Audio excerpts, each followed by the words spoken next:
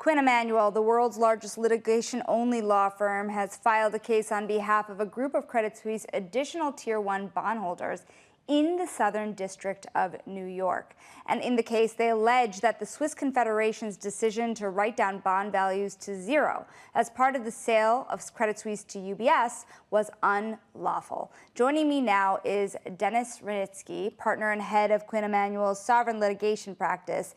And a lot of questions about this lawsuit. Of course, there have been many other lawsuits filed in different fashions. When you decided to file the suit, why did you do so in New York? Well, it's a pleasure to be here with you, Sonali, and that's a great question.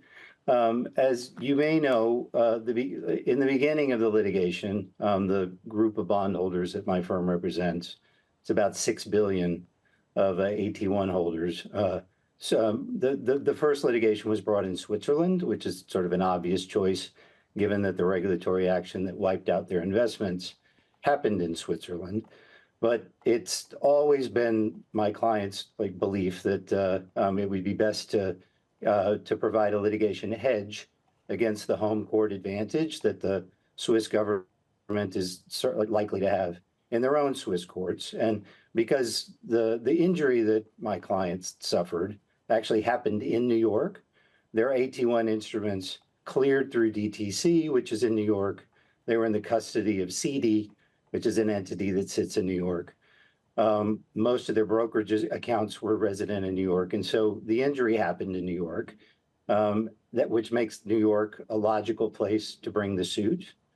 Another important distinction between New York and Switzerland, which we'll probably talk about a little bit more this morning, is that in the United States, as you may know, we have very broad discovery into the facts and circumstances that gave rise to the case available in our legal proceedings, and that's not true of Switzerland. So one of the reasons that we brought the case in the United States, and particularly in New York, is so that we could take advantage of that discovery process. It's interesting because there have been, as we've been talking about, a number of cases brought, and some people have decided to sue the bank itself, for example, instead of any regulators or governing bodies around this decision. How did you decide who to sue? Well, at the core, the ultimate decision to wipe out these AT1s was made by the Swiss banking regulators. It wasn't made by Switzerland. UBS may have been involved in the conversation, but it wasn't ultimately UBS's decision, right? And so, in our view, the natural choice for targeting the misconduct that gave rise to the injury was Switzerland.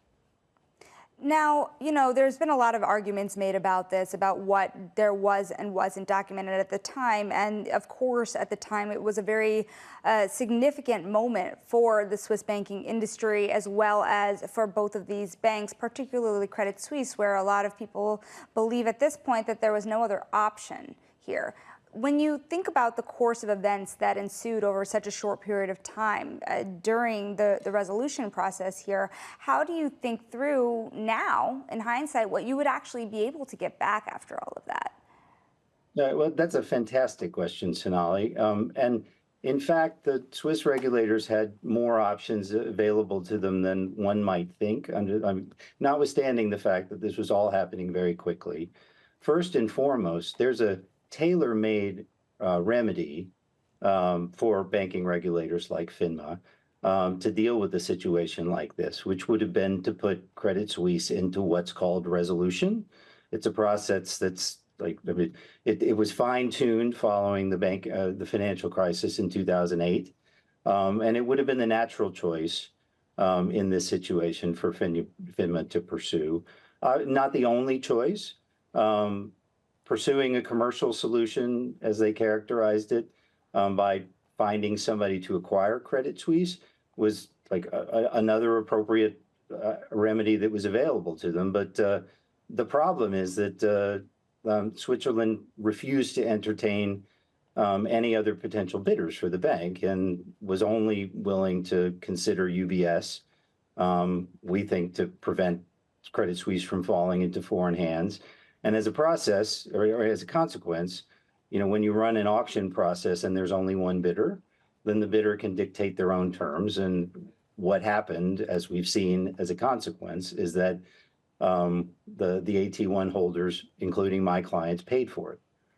Now, can think so much about what happened back at the time, and of course, that will be a lot of your case moving forward, but bring us through the future here. What does the case look like for you moving forward? And reasonably, what do you expect to get back for your clients?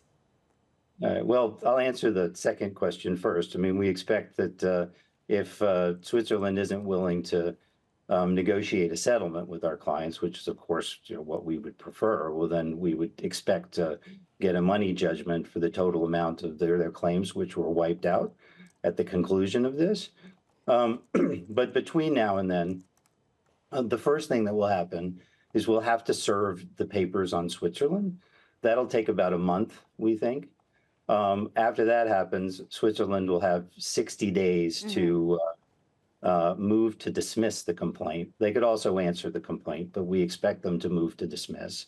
We expect them to argue that they're entitled to sovereign immunity, we feel quite confident that because Switzerland chose not to take the path that would have been natural for a regulator to take, but rather to essentially adopt the role of investment bank